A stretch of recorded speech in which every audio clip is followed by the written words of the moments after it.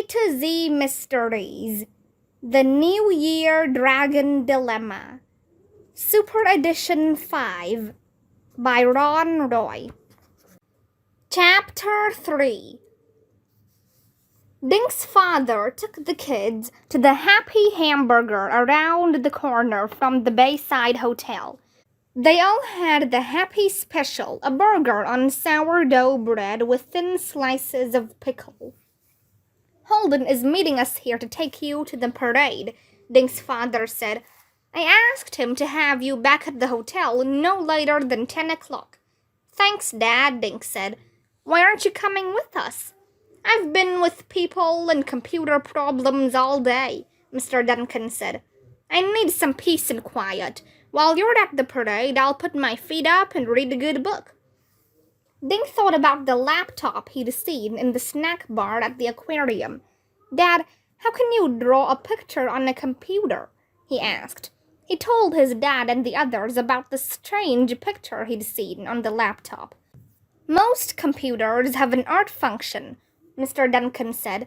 "It allows you to sketch and color. What kind of laptop did the man have?" "I don't know," Dink said. "But it looked like a real simple drawing, like a little kid would make. There was a stick figure person in it." Just then Holden walked in. He was wearing his white sweater and jeans. "Hi, everyone," he said. "You kids ready?" "Hi, Holden," they all said. "I'm sure that Lily will be Miss Chinatown," Ruth Rose said. "I just have a feeling. Did she call you yet?" Holden shook his head. "Nope, but even if she isn't chosen, I'll still see her. We made a plan a few days ago. We're gonna meet at the Dragon's Head when the parade ends." "I can't wait to see the dragon," Dink said. "And I can't wait to drive Holden's pedal bike thing," Josh said. "No way," Dink's father said. "Anyway, we're walking," Holden said. "It'll be too crowded for my green machine." Dink's father paid the bill and they split up. Holden and the kids walked toward Market Street, where the parade would begin. It was getting dark and lights were coming on in shops and restaurants. "I read that it takes 100 people to carry the dragon in the parade," Ruth Rose said. "That's right," Holden said. "Wait till you see it. 200 legs all dressed in red walking along under the dragon. The thing looks like the world's longest centipede." The closer they got to Market Street, the more people crowded the way. Finally, at the corner of Market and 2nd Streets, they saw a string of parked floats. All the floats were built on flat chuck beds, decorated with flowers arranged in beautiful shapes. Dink saw a tiger in a jungle, temples, forests, and famous Chinese heroes, all formed by different kinds of blossoms and greenery. The floats glowed from lights hidden among the flowers. It was mostly dark, but the block was lit with special spotlights.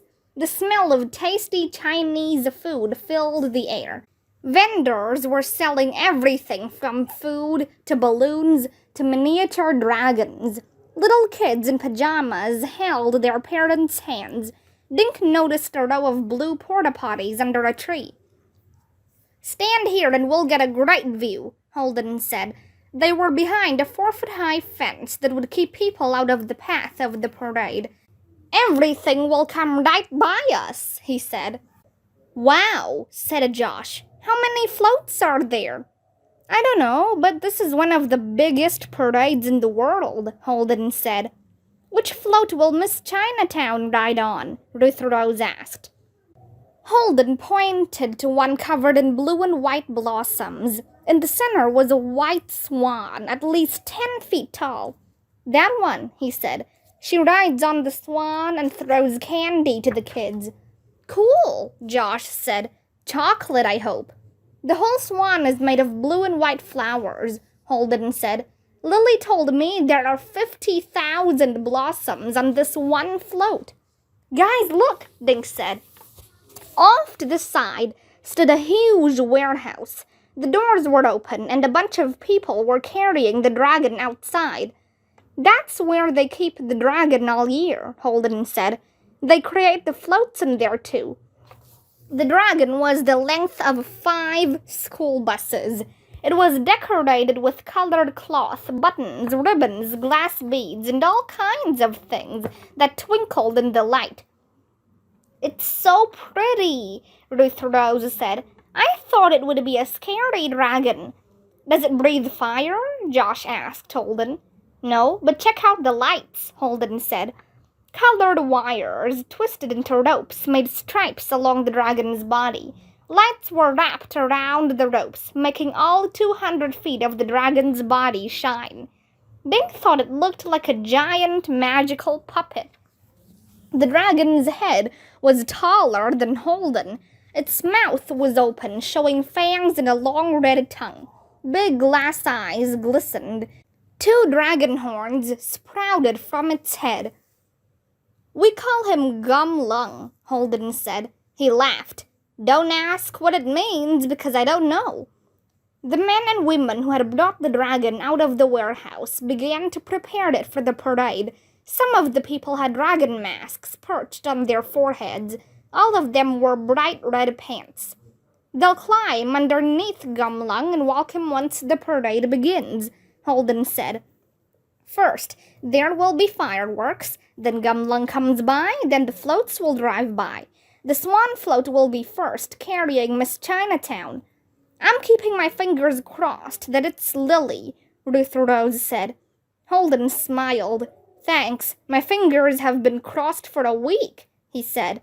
Suddenly, the night exploded with loud bangs. Dink ducked, not knowing what the sounds were.